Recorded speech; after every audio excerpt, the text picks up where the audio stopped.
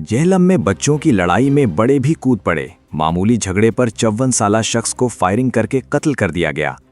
ये अफसोसनाक वाकया जेहलम में थाना चौटाला के इलाके अलंग में पेश आया, जहां बच्चों के दरमियान होने वाली मामूली लड़ाई बड़े तसादुम में तब्दील हो गई और झगड़े के दौरान फायरिंग के नतीजे में 54 साला बस ड्राइवर मौके पर जाँ भाग हो गया।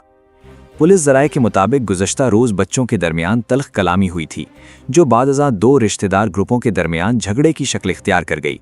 मामला शिद्दत इख्तियार करने पर मुलजिम अरशद महमूद ने अपने साथियों के हमरा फायरिंग कर दी। फायरिंग के नतीजे में कोलियां खुर्द का रिहायशी 54 साला जुल्फ़िकार उर्फ भुट्टो वल्द मोहम्मद सादिक मौके पर जाँ भाग हो गया।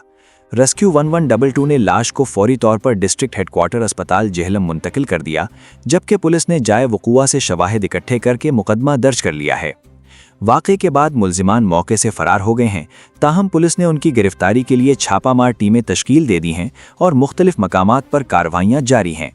पुलिस हुक्काम का कहना है कि वाक़े की मज़ीद तफ्तीश जारी है और मुलजिमान को जल्द गिरफ्तार करके कानून के कटहरे में लाया जाएगा।